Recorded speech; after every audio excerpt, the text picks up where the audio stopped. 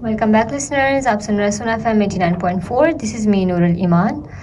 आज 15 अगस्त है और आज योम सियाह के तौर पर मनाया जा रहा है इस दिन को पाकिस्तान के अंदर, कश्मीर के अंदर।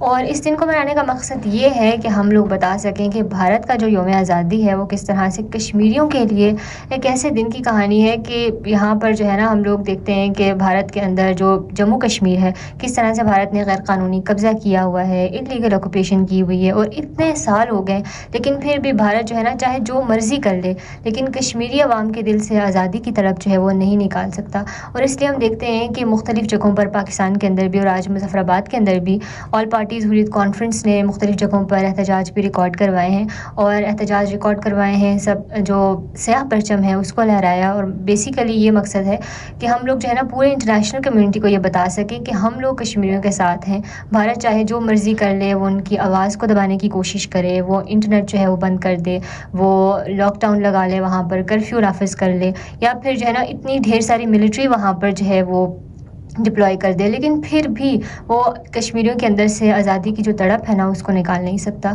और यहाँ पर जो LOC के इस बार हम लोग कश्मीरी हैं, हम लोगों ने उनकी आवाज़ बनना है, आप लोगों ने इनकी आवाज़ बनना है और पूरी इंटरनेशनल कम्युनिटी को दिखाना है कि हम लोग जो है उनके साथ हैं। हम लोग एहतजाज रिकॉर्ड करवा सकते हैं, सोशल मीडिया का इस्तेमाल कर सकते हैं। सोशल मीडिया एक पावरफुल वेपन है आजकल के दौर के अंदर। इतना कुछ जो है हम लोगों ने अभी रिसेंटली भी देखा क्या कुछ हो गया, हुकूमतें जो है वो पलटाई जा सकती हैं सोशल मीडिया के इस्तेमाल के ज़रिए से। तो हम लोग भी इस वेपन को इस्तेमाल कर सकते हैं उनकी आवाज़ बनने के लिए और उनका साथ देने के लिए, और बता सकें कि किस तरह से भारत जो है ना वो इंसानी हकूक़ की खिलाफ वर्जियाँ कर रहा है। बच्चों के ऊपर पैलेट गन्स का इस्तेमाल किया जाता है, ख़वातीन बच्चियों की इज़्ज़त जो है वो पामाल की जाती है। इसके अलावा हम देखते हैं कि इतनी ढेर सारी जो है लोगों को ऐसे ही जो है घरों से उठा दिया जाता है, घर मस्मार कर दिए जाते हैं, मस्जिदों को मस्मार कर दिया जाता है। वहाँ पर कोई भी मजहबी आज़ादी नहीं है उनके पास, लेकिन यहाँ पर हम देखें ना तो यहाँ पर सब कुछ है। और हम आज़ादी को जो है ना सिर्फ वही लोग समझ सकते हैं जिनके पास आज़ादी नहीं है। हम लोग फ़लस्तीन के अंदर जो है गज़ा के अंदर मुसलमानों को देखें, वहाँ पर वो किस तरह से ज़िंदगी गुजारें।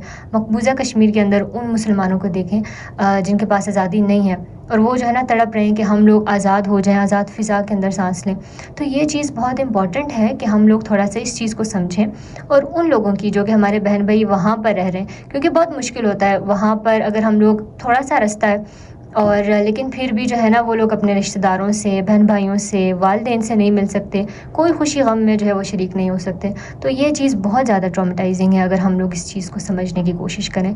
सो उन लोगों की आवाज़ बने, उन लोगों की आवाज़ बने जिनकी आवाज़ दबाई जाती है, ताकि थोड़ी सी जो है ना हम लोग अपने हिस्से की शमع रोशन कर सकें।